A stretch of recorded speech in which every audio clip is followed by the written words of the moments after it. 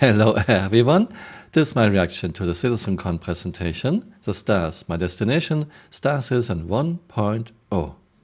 It totally changes the dynamic of what the game will be in terms of exploration and people spreading out. People spreading out with only 5 star systems and only 3 of those are lawful. I don't know how this is supposed to work, Chris. Let's assume CRG can get server meshing to work, then this might be our future. You have to wait for everything. You have overcrowded elevators, you have to wait at consoles when you want to buy something, you have to wait at ASAP. This game is not made for 1000 players on one server, Chris.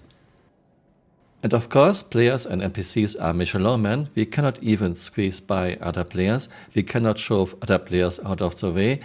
I would be totally trapped here now if those other people would not move.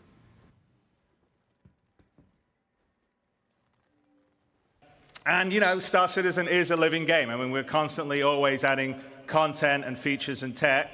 As you can see, we're constantly upgrading, you know, what we're doing on the graphics side, making it better and always improving it. And even after we would consider it a released or a shipped game, not an alpha game, we will still be doing that. So it's just, it will be a living game. We'll never do Star Citizen 2.0. It will always be sort of Star Citizen that will continue to grow. Yeah, CRG is doing this for a while now. They are calling Star Citizen a live service game without realizing that the term live service game is very negative nowadays. So Chris is pretty much backpedaling from 100 star systems and all the other stretch goals. CRG will just release something, call it 1.0, and then Chris pretends they will improve it over the years. But I guess only if people are still interested. Chris, do you realize that most live service games died? Okay, let's tell everyone the marker. This is what it is, Star Citizen 1.0. When we hit this, this is what we consider we're ready to go wide.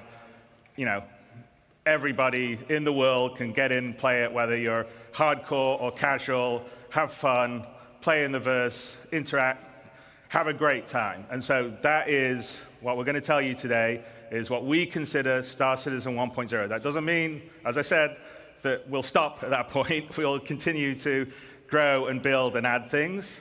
Today, though, is beyond 4.0, all the way to 1.0. And the big difference is that 1.0 is the full release of the game. The 1 means we're committing to higher base performance and minimal bugs. No longer will we reference that the game is in development. This will be a fully released and polished experience. It means fully rounded gameplay loops, from new player experience to story missions and endgame content. And crucially, it means no more resets between patches. It's a true, persistent universe. What about the .0? Well, it's just as important. It means we're still committed to continued development, with new content and features being planned post 1.0. But those features will no longer be tier 0. We'll be committing to a higher benchmark of quality for each patch, and most importantly, it's a moment in time. If there is a content, feature, or star system that we've mentioned in the past that is not in 1.0, it just means it will come later.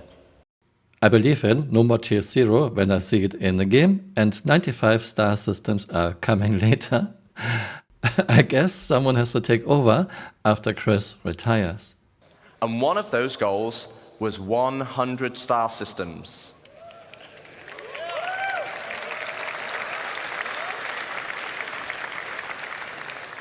But, and there is a but, the star systems of old are not the star systems of today. They were based on the privateer and freelancer model. They were unexplorable planets with an isolated and small landing zone and had automated landings. Richard pretends the old star systems had planets that were not explorable with fixed landing zones and automated landing. This is not the truth, Richard. Citizencon 2016 already showed Planetech V2 with landing everywhere. After Citizencon 2016, CRG talked many times about 100 star systems, not just 5. So please, stick to the truth, Richard. Yeah, it will absolutely happen. We have a star map with over 100 star systems, all with various stars of different types and sizes and stuff. So, and how many planets and moons do we have in the game here? I mean, just in Stanton's system, there's four planets. I'd have to look up to see moons off the top of my head, but three on Crusader. I think there's 3 on Hurston. So yeah, probably 8 to 10-ish. And then 100 star systems beyond that. It's a lot. Yeah. Compare that to Stanton today, and we have 1,626 points of interest. And that is going to be dwarfed once we start using the Starchitect tool you saw yesterday. First, once again, CRG tells us we have now this new tool, and with this new tool we can be so much quicker. Richard, we're hearing the same song and dance for more than 10 years by now. It's a new tool that makes everything so much faster, and then we don't see anything getting faster. Richard, do you realize the number of POIs have no meaning if they are just copy and pasted? We have the same boring bunkers. CRG cannot even be bothered to give us like 10 different bunker layouts. We have the same boring distribution centers, the same boring forward observation bases, the same boring outposts. We have outposts on Dema with burning campfires, a moon without preferable atmosphere, without oxygen. We have so many outposts that don't make any sense at all. Copy and pasting the same boring outposts all over your planets and moons might make your number of POIs big, but it's not good content. So where does that leave us for 1.0? Well, we will not be launching with 100 star systems, because the game we have today was not just the game that was pitched back then. It's more rich, it's more diverse, and fundamentally, you'll be getting a whole lot more, and I mean a lot more. I beg to differ, we don't even have 10% of the stretch goals in a game now in the year 12. CRG is going for a minimum viable product, or in other words, for lowest possible effort, because they know they cannot do what they promised us. But we're finally going to offer a big prize for completing the story: Citizenship.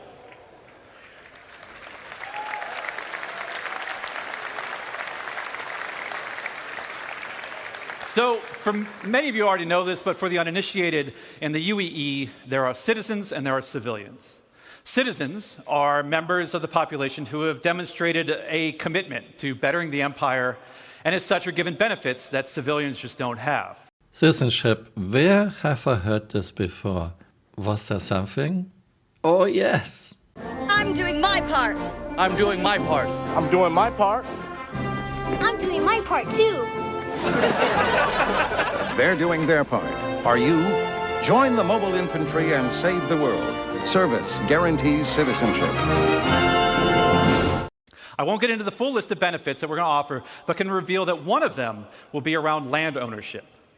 Citizens will be able to purchase land anywhere in the UEE and enjoy the security that comes with it. But civilians will have a couple of restrictions as to which systems and which planets they can buy on. 1.0 is going to include 5-star systems. First, we've got Stanton. We've also got Pyro, Land of the Lawless. If you saw Ian's location presentation yesterday, then you know that he reintroduced Nick's system. Ian also made another big announcement of our 4th system, Castra. Do you guys want to know 5? I would like to point out Terra is not our solar system.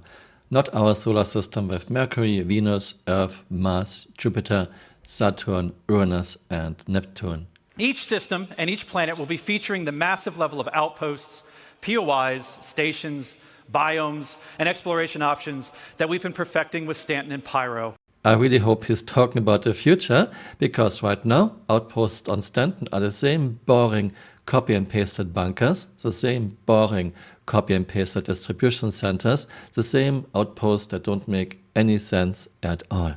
One, I'm not going to have time to dive into all of the missions that you're going to see on this board, but just know that every mission type is either in the 1.0 roadmap or already in production.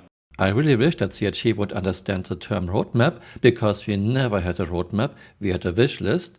This is what Aaron said in February 2019. This was never true. At the beginning of 2022, CRG called us roadmap watchers, and CRG removed the roadmap altogether. We don't have a roadmap anymore, we only have a release view for the very next patch. And we have a progress tracker that does not track progress. All you can see, someone was working on something for a certain amount of time. You cannot see how far along a project is. So please, CRG, don't use the term roadmap. We'll have two main taxes. Inheritance tax as part of Death of a Spaceman. Now, as we have Death of a Spaceman, we also need Death of a Spaceship. Losing your ship should be significant. Right now, for example, over 90% of all claims in the verse are for ships that have not been destroyed. Once again, it's pretty much evident that CRG employees, Richard Tyra, are not playing their own game. Why do we have so many claims of ships that are not destroyed? Let me think. Maybe because this game in alpha still has lots of bugs, lots of very game-breaking bugs. I'm not complaining, it's an alpha, but most of the time when I claim my ships, it's because of bugs. And we also have things like changing my spawn location. Let's say I want to do some tests at Tresla. I don't want to fly 10 of my ships to Tresla. No, I fly one ship to Tresla, I set my spawn to Tresla, and then I claim my other ships to Tresla for tests. So please don't shame the players that we have so many claimed ships that are not destroyed. Now, insurance by itself will only pay out credits based on the wear and age of your ship. Insurance with a warranty, though, will give you back a new ship, plus any other equipment or decorations based on the tier of insurance you had. Okay, so this is the bit you need to listen to.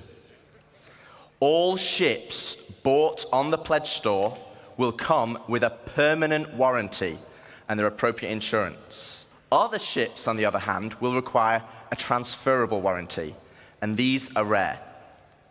You'll be able to earn transferable warranties in-game, such as by completing the main story, as an example, and apply them to any of the ships you own.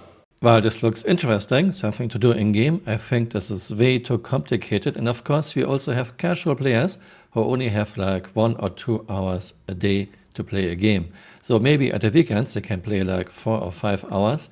Still, this will be a lot of grinding for the casuals. You should always make your game accessible even for players who don't have 20, 30, 40 hours a week. Now, what about claim timers? It's another fun topic. Well, we want claim timers to be proportional to the crafting timers. This means it's more beneficial for you to go back and get your original ship. Richard Tyra is using a lot of words without saying anything. What does this mean? What will be the claim timer of an Aroram A starter ship? What will be the claim timer of a freelancer? What will be the claim timer of a starfarer, of an Idris, of a Javelin? Why does CRG never give at least some rough numbers? I guess because they don't want to hurt their sales. For this, we're going to be introducing a shuttle ship, just like a courtesy car. You'll be able to claim the shuttle at no extra cost to most locations and then fly it back to your original ship. Once back in your ship, the shuttle will automatically return home. I swear, Chris has people who are only interested to put in as many time sinks as possible into Star Citizen. Yes, Star Citizen is a space game. I'm not supposed to be everywhere in a split second. Some things should take time. But if I want to play a game, I play a game. If I want to watch paint dry, I watch paint dry.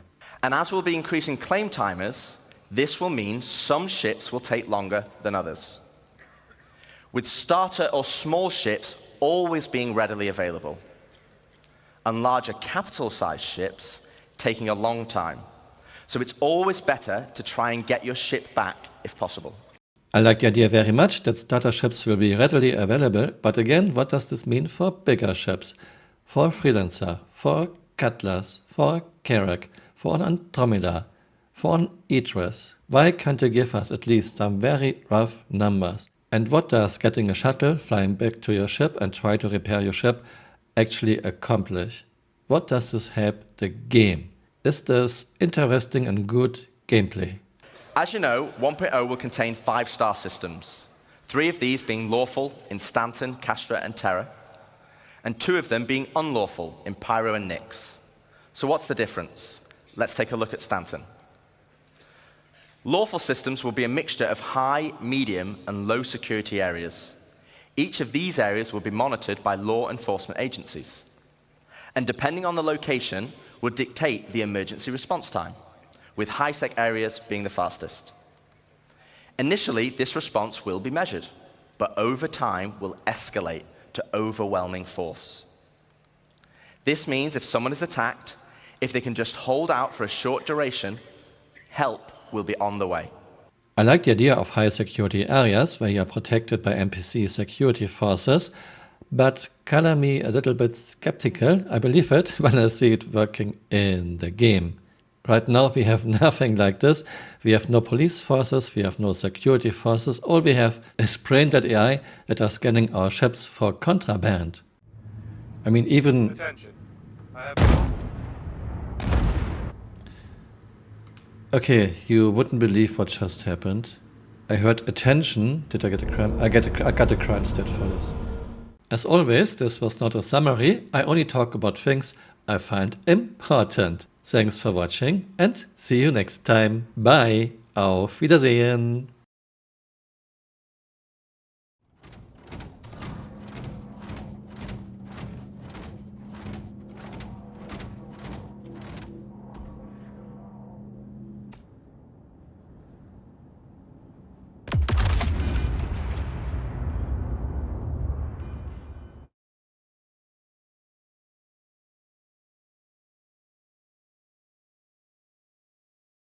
Hey, you're still here. You might want to join me on Twitter. My Twitter account is Camural_SC.